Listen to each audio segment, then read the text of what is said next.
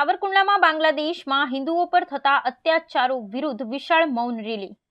સાવરકુંડલામાં બાંગ્લાદેશમાં હિન્દુઓ પર થઈ રહેલા અત્યાચારો અને નિર્દોષ હિન્દુ સંતો આમ જનતાની ધરપકડના વિરોધમાં સાવરકુંડલામાં સમસ્ત હિન્દુ સમાજ દ્વારા વિશાળ મૌન રેલીનું આયોજન કરવામાં આવ્યું હતું।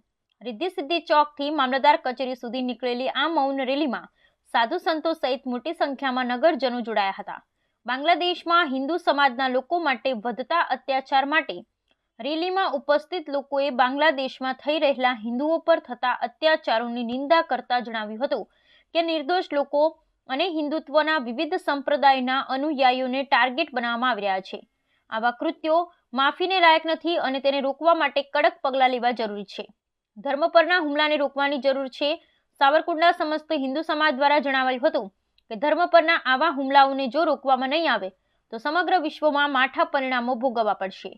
તેથી ભારત સરકારે બાંગ્લાદેશ પર દબાણો કરી આ અત્યાચારો બંધ કરાવવા જોઈએ। મૌન રેલી બાદ ડેપ્યુટી કલેક્ટરને આવેદનપત્ર પાઠવી સાવરકુંડલાના હિન્દુઓની લાગણીઓને બાંગ્લાદેશ સુધી પહોંચાડવાની અપીલ કરવામાં આવી હતી।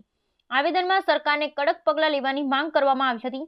સાવરકુંડલાના સમસ્ત હિન્દુ સમાજ તેમજ વિવિધ હિન્દુ સંગઠનો દ્વારા આ આયોજન કરવામાં આવ્યું હતું। વર્તમાન સમયમાં બાંગ્લાદેશની અંદર શેખ હસીના સરકારને અલોકતાંત્રિક તરીકેથી બરખાસ્ત કર્યા પછી ત્યાં જે નવા રાષ્ટ્રપતિ મુકાણા છે એમના નજર નીચે આખા બાંગ્લાદેશની અંદર સમસ્ત લઘુમતી સમાજ ખાસ કરીને હિન્દુ સમાજને ટાર્ગેટ બનાવીને એને ખતમ કરવાનું એક ભયંકર ષડયંત્ર ચાલી રહ્યું છે। એમાં હિન્દુઓની હત્યા, બહેનો ઉપર બળાત્કાર, મંદિરોને ધ્વસ્ત કરવા, ધર્મ પરિવર્તન કરાવવું, આ પ્રકારની અમાનવીય પ્રવૃત્તિ અત્યારે ભયંકર રીતે ચાલી રહી છે।